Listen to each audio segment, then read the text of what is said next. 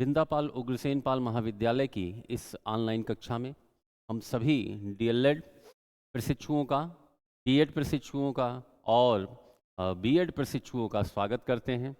प्यारे बच्चों, आज हम एक नई विषय वस्तु को आपके सम्मुख लेकर उपस्थित हुए हैं।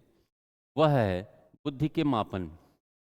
इसको पढ़ने के पहले मैं इतना आपसे कहना चाहता हूँ कि वीडियो को पूरा देखिए, अंत तक देखिए, क्योंकि इसमें जो भी चीज़ें आपको बताई जा रही हैं वह आपके ज्ञान के लिए, आपके कोर्स के लिए, आपकी परीक्षाओं के लिए अत्यधिक आवश्यक है।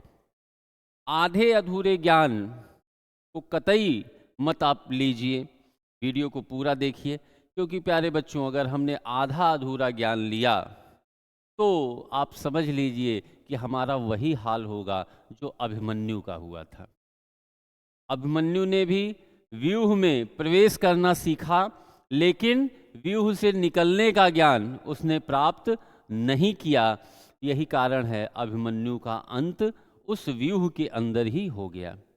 ये जो शिक्षा व्यवस्था है, यह शिक्षा व्यवस्था किसी व्यूह से कम नहीं है। इस व्यूह में हम कैसे प्रवेश करें और कैसे सफलता लेकर के इस व्यूह से बाहर निकलें, इसके लिए सिर्फ एक ही मूल मंत्र है कि आप जब भी किसी विषय वस्तु को पढ़िए तो पूरा पढ़िए। अर्थात हमारे वीडियो को आप शुरू से लेकर के अंत तक देखिए, उसको समझिए, सीखने का प्रयास कीजिए, जिससे आपकी स्थिति अभिमन्यु जैसी न हो। तो प्यारे बच्चों, आज हम आपके सम्मुख बुद्धि के मापन को लेकर उपस्थित हुए हैं। बुद्धि के मापन का इतिहास बहुत पुराना है।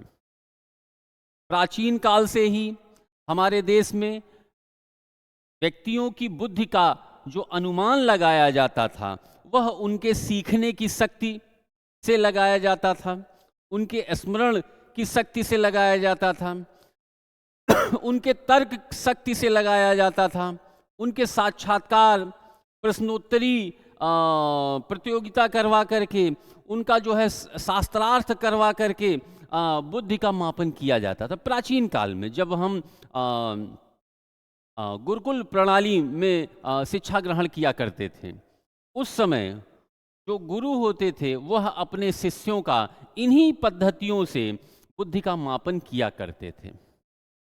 उसके पश्चात जैसे जैसे अन्य विषयों की उत्पत्ति हुई, जैसे ज्योतिष शास्त्र,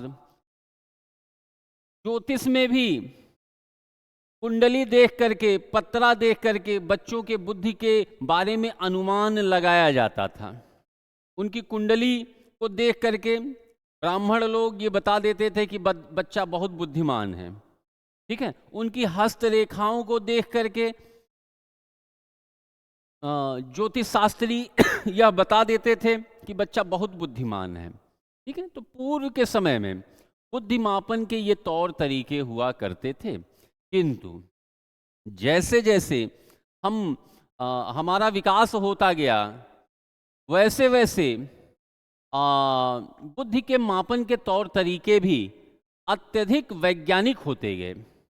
उसी क्रम में सबसे पहला जो नाम आता है बुद्धि मापन का, कि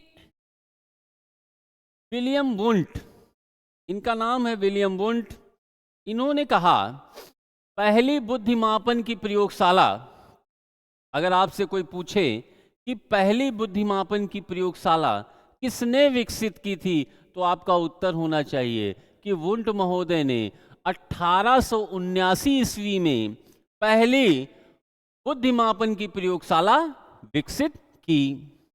इसके पश्चात कुछ वर्षों के पश्चात सर्वप्रथम बुद्धि शब्द का प्रयोग एक शिक्षा शास्त्री थे गाल्टन, इन्होंने 1885 ईस्वी में बुद्धि शब्द का प्रयोग किया। अगर आपसे परीक्षाओं में पूछा जाए कि बुद्धि शब्द का प्रयोग किसने सबसे पहले किया, तो आप यह बताइए कि गाल्टन महोदय ने सबसे पहले बुद्धि शब्द का प्रयोग किया। इसके पश्चात कुछ वर्षों के लगभग 1905 ईस्वी के में बुद्ध परीक्षणों का निर्माण करने का श्रेय विनय और साइमन को जाता है। किसको जाता है? विनय और साइमन को जाता है। देखिए, विनय और साइमन ने बुद्ध परीक्षणों का जब निर्माण किया तो आज तक हम उन परीक्षणों का अध्ययन भी कर रहे हैं।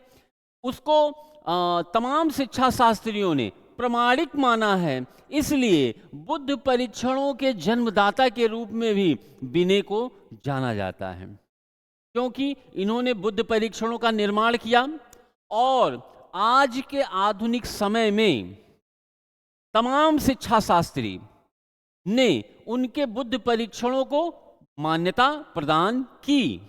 यही कारण है कि इन्हें विनय को बुद्ध परीक्षण का जन्मदाता भी माना जाता है। तो जब भी आपसे परीक्षाओं में यह प्रश्न पूछे कि बुद्ध परीक्षणों के जन्मदाता किसे कहा जाता है, तो आप उत्तर दीजिए कि विनय महोदय को बुद्ध परीक्षणों का जन्मदाता कहा जाता है। ठीक, इसी क्रम में सबसे पहले बुद्धि लब्धि का विचार भी विनय महोदय को ही जाता है। इन्होंने बुद्धि लब्धि विचार को जन्म दिया।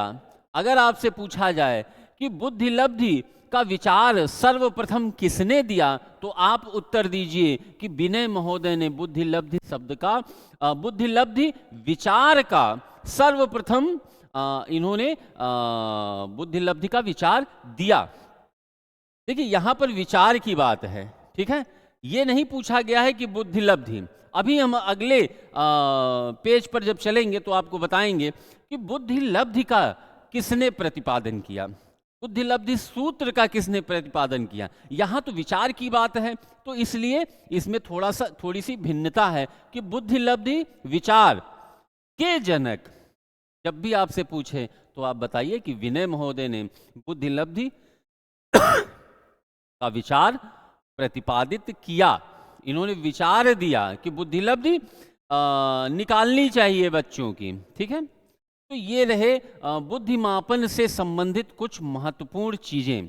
अगले पेज पे हम चलते हैं, महत्वपूर्ण जानकारियों को एकत्रित करते हैं।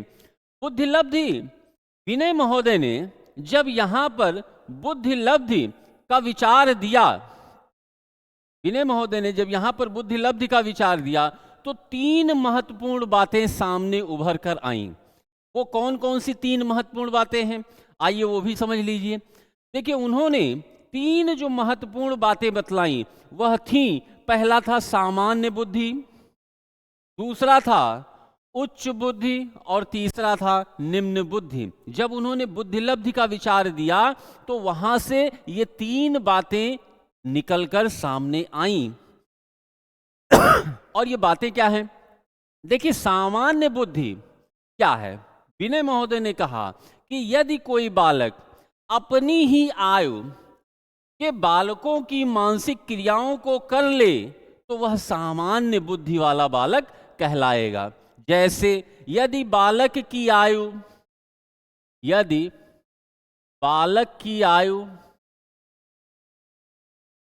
8 वर्ष है, ठीक, और वह 8 वर्ष के बालक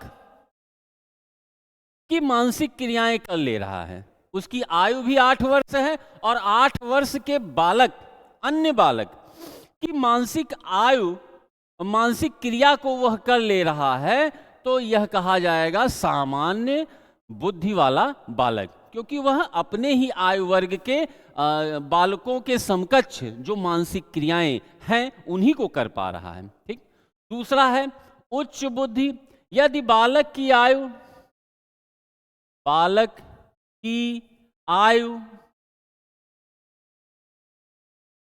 कोई बालक है जिसकी आयु मान लीजिए 8 वर्ष है और अगर वह 12 वर्ष के बालक की मानसिक क्रियाओं को कर ले रहा, अपने से बड़ा, ठीक है, अपने से बड़ा, उसकी आयु 8 वर्ष है और वह 12 वर्ष के बालकों की मानसिक क्रियाओं को कर ले रहा है, तो यह कहलाएगा उच्च बुद्धि वाला बालक कहलाएगा, क्योंकि वह अपनी आयु से अधिक आयु वाले बालक की मानसिक क्रियाओं को कर ले रहा है, इसलिए यह कहलाएगा बालक उच्च बुद्धि वाला बालक कहलाएगा।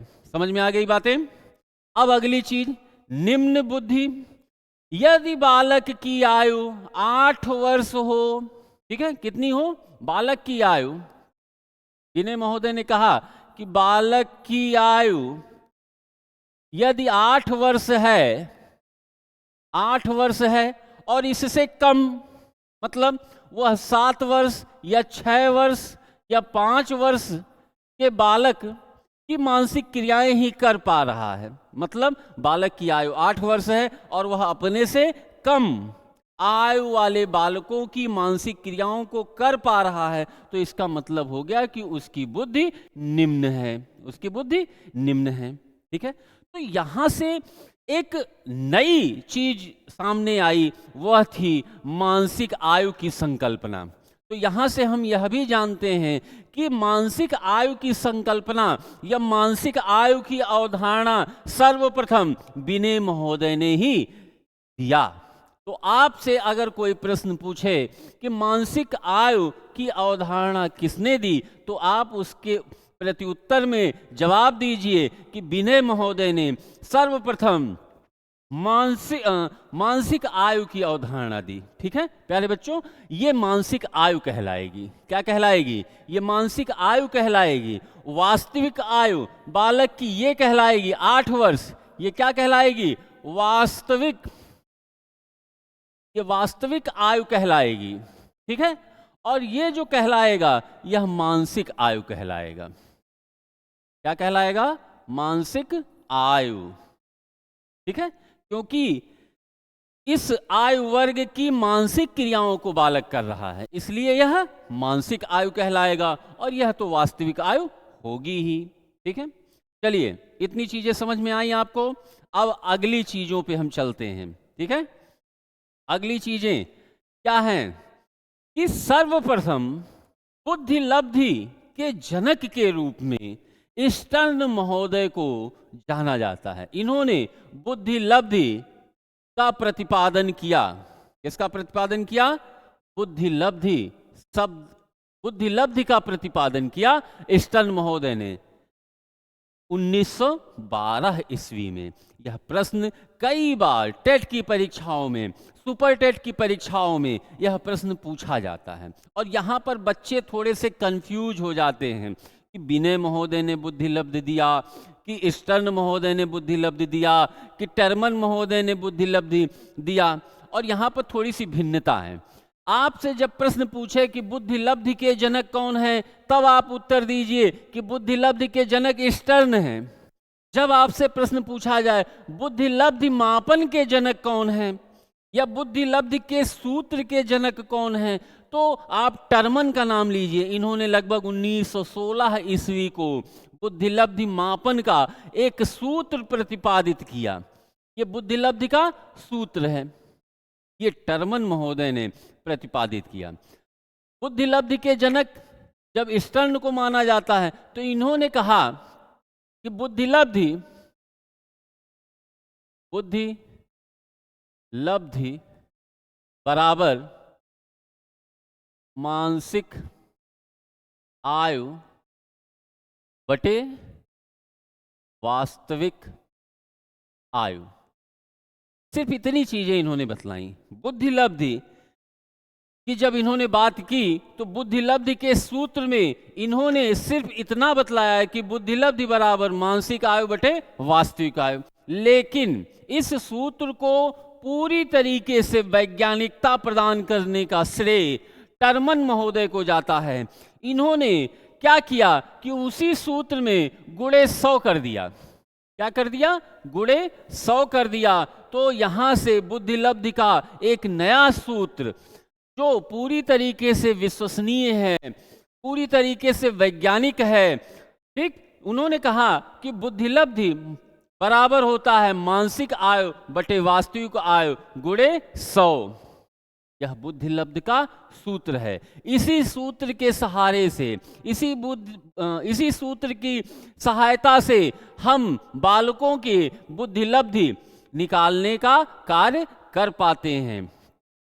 अब देखिए, अक्सर बच्चे यह प्रश्न पूछते हैं कि सर मानसिक आयु किसे कहते हैं। मेरी ऑफलाइन कक्षाओं में भी तमाम बच्चों ने मुझसे इस बात का प्रश्न पूछा कि सर मानसिक आयु किसे कहते हैं। वास्तविक आयु तो वो समझ रहे हैं कि बालक की जितनी आयु है, जिस आयु वर्ग में वो है, वह उसकी वास्तविक आयु है, लेकिन मानसिक आयु क्या है। तो अभी मैंने पिछले पेज पर आपको बतलाया था, जब मैंने विनय को बताया सामान्य बुद्धि, उच्च बुद्धि और निम्न बुद्धि, तो वहां से मैंने कहा कि यदि कोई बालक अपनी आयु के बराबर, यदि कोई बालक अपनी आयु के बराबर या अधिक या कम, ये 3 बातें हैं, ध्यान दीजिएगा, तीनों चीजों को ध्यान से समझ लीजिए, तभी आपको समझ में आएगा। यदि कोई बालक अपनी आयु के बराबर या अधिक या कम आयु वाले बालकों की मानसिक क्रियाओं को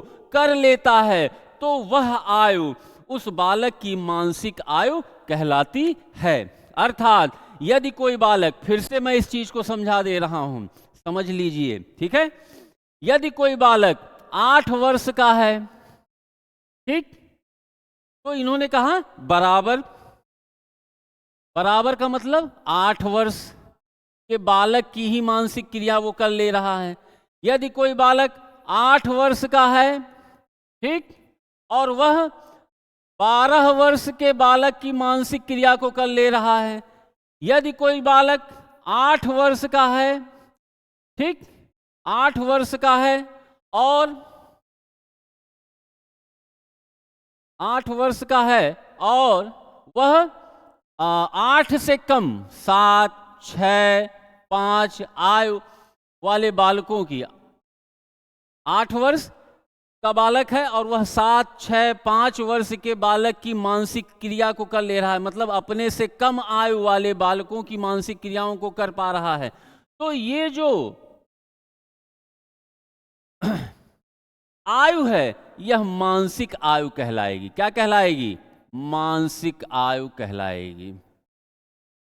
मानसिक आयु कहलाएगी। क्यों कहलाएगी? क्योंकि वो है तो 8 वर्ष का, लेकिन उत्तर दे रहा है, मानसिक क्रिया कर रहा है 8 वर्ष के बालक का, है वो 8 वर्ष का और मानसिक क्रियाएं कर रहा है 12 वर्ष का, है वो 8 वर्ष का और मानसिक क्रिया कर रहा है 7 वर्ष का, 6 वर्ष का, 5 वर्ष का।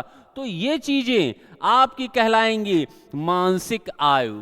तो इस प्रकार बालक की जो वास्तविक आयु है, उस आयु को ध्यान में न रख करके वह जिस आयु वर्ग के प्रश्नों के उत्तर दे रहा है, वह उसकी मानसिक आयु कहलाएगी। तो आप यहां से समझ लीजिए, बालकों की मानसिक क्रियाओं को हल कर लेता है, मतलब बराबर या अधिक या कम आयु वाले बालकों की मानसिक क्रियाओं को हल कर लेता है, तो वह उसकी मानसिक आयु कहलाएगी। यहां तक आपको समझने में अगर कोई कठिनाई हो रही हो तो अपने कमेंट के माध्यम से हमको सूचित करने का प्रयास करिएगा, ठीक है।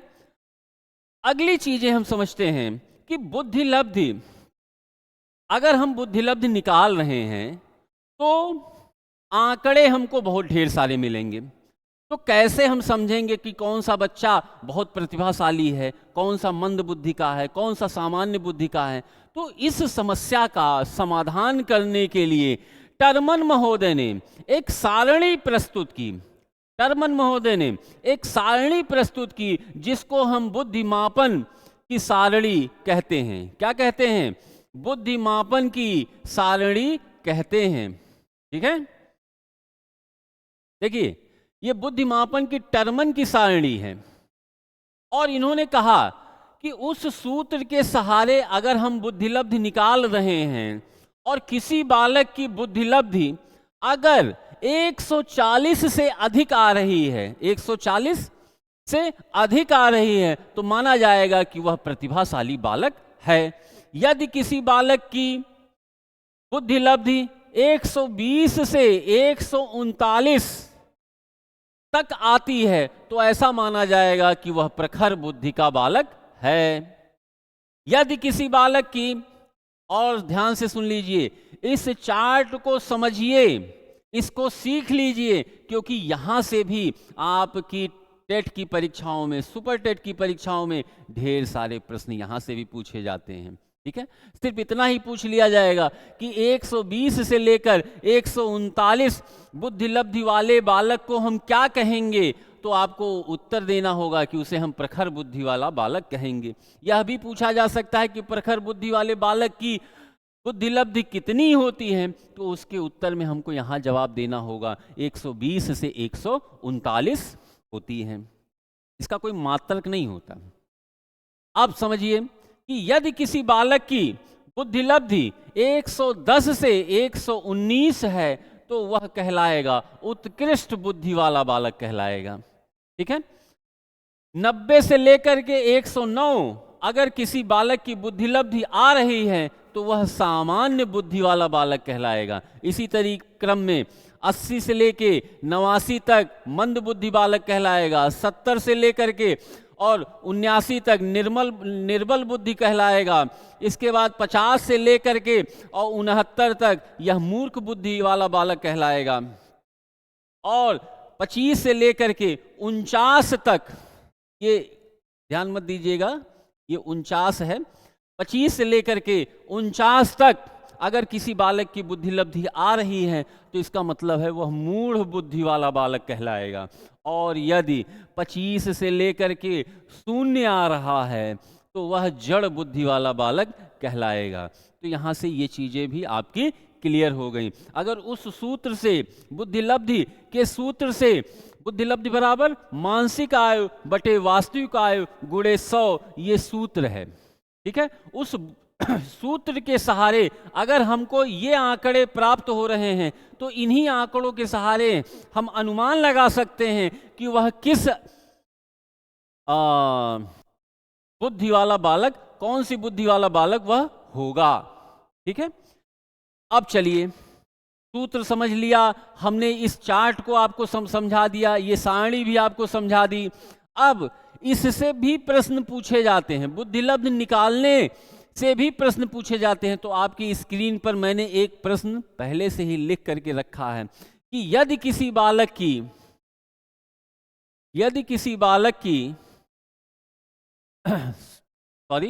एक बुद्धि लब्धि परीक्षण में 10 साल के बच्चे को 120 अंक प्राप्त होता है तो उसकी मानसिक आयु क्या होगी, यह प्रश्न है। यदि किसी बुद्धि लब्धि परीक्षण में 10 वर्ष के बालक को 120 अंक की प्राप्ति होती है तो उसकी मानसिक आयु क्या होगी। ठीक है, तो यहाँ 2 चीजें दी हुई हैं। बुद्धि परीक्षण में 10 साल दिया हुआ है। ठीक है, तो 10 साल के बच्चे की ये कहलाएगा वास्तविक आयु। तो यहाँ पर क्या दिया हुआ है, वास्तविक आयु दिया हुआ है। वास्तविक आयु बराबर 10 वर्ष। ठीक, और क्या दिया हुआ है, 120 अंक उसको प्राप्त होते हैं, मतलब बुद्धि लब्धि भी दी हुई है। क्या दी हुई है, बुद्धि लब्धि भी दी हुई है। कितनी है, 120 दी हुई है। तो 2 चीजें हमको दी हुई हैं, हमको तीसरी चीज मानसिक आयु ज्ञात करना है। क्या ज्ञात करना है, मानसिक आयु हमको ज्ञात करना है। समझ रहे हैं। तो सूत्र क्या कहता है, सूत्र अभी मैंने पिछले पेज पर आपको बतलाया था कि बुद्धि लब्धि बराबर होता है, बुद्धि लब्धि बराबर होता है मानसिक आयु बटे वास्तविक आयु गुणे 100। ये सूत्र अभी मैंने पिछले पेज पर आपको बताया था कि बुद्धि लब्धि बराबर मानसिक आयु बटे वास्तविक आयु गुणे 100। तो यहां से देखिए बुद्धि लब्धि आपकी दी हुई है 120, यहां लिख दीजिए 120, बहुत आसान तरीका है। ठीक, मानसिक आयु हमको ज्ञात करना है तो इसको यक्स मान लीजिए। वास्तविक आयु आपकी 10 वर्ष है, 10 वर्ष लिख दीजिए, गुणे 100 कर दीजिए। तो ये क्या हो जाएगा, अगर तिर्यक गुणा करेंगे आप ऐसे तो आपका क्या हो जाएगा, ये आ जाएगा 100 यक्स बराबर 120 गुणे 10, यक्स को यहीं रहने दीजिए और 100 को इधर जब पक्षांतर करेंगे तो ये कहलाएगा 120 गुणे 100 बटे 120 गुणे 10 बटे 100 हो जाएगा। यहाँ से शून्य को शून्य से काट दीजिए, शून्य को शून्य से काट दीजिए तो x बराबर आ जाएगा 12 वर्ष। तो बालक की मानसिक आयु कितनी हो जाएगी? 12 वर्ष हो जाएगी। तो यहाँ से मानसिक आयु आपकी आ गई 12 वर्ष आ गई। ठीक है, तो इस प्रकार से हमको प्रश्नों को हल करना है। अगर आपके डीएलएड की परीक्षा में इस प्रकार के प्रश्न आ रहे हैं तो बुद्धिलब्धि में जो भी चीज़ें दी हुई हैं उसी सूत्र में हम रखते हुए चले जाएंगे और हमारा उत्तर हमको प्राप्त हो जाएगा। तो यहाँ पर हमने मानसिक आयु निकाला। एक और प्रश्न मैंने उसका निर्माण किया है, उसमें कहता है कि 8 वर्ष के सुधीर की 8 वर्ष के सुधीर की मानसिक आयु 10 वर्ष है तो उसकी बुद्धिलब्धि कितनी होगी? 8 वर्ष के सुधीर की मानसिक आयु 10 वर्ष है तो उसकी बुद्धिलब्धि कितनी होगी? यहाँ पर वास्तविक आयु दिया हुआ है, नोट कर लीजिए। वास्तविक आयु आपका दिया हुआ है सुधीर की 8 वर्ष, ये वास्तविक आयु हो गई। ठीक, मानसिक आयु 10 वर्ष है मानसिक आयु 10 वर्ष है तो ये 10 वर्ष आप नोट कर लीजिए। और हमको निकालना क्या है? बुद्धिलब्धि निकालना है। तो यहां लिख दीजिए बुद्धिलब्धि,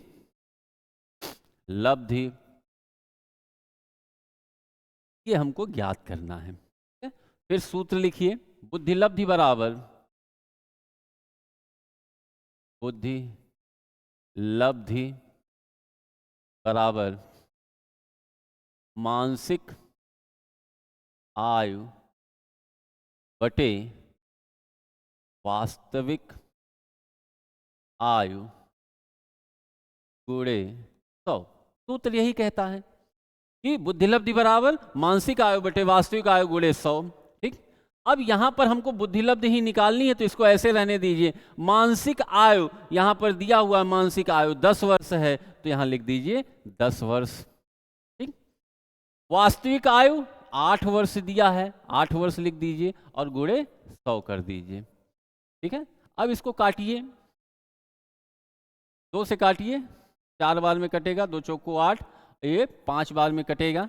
फिर 4 से इसको काटिए, ये 4 एकम, ये 4 दूनी 8 और बचा 2, 4 पंचे 20, तो यहाँ बचा 5 और यहाँ बचा 25, तो गुणा कर लीजिए।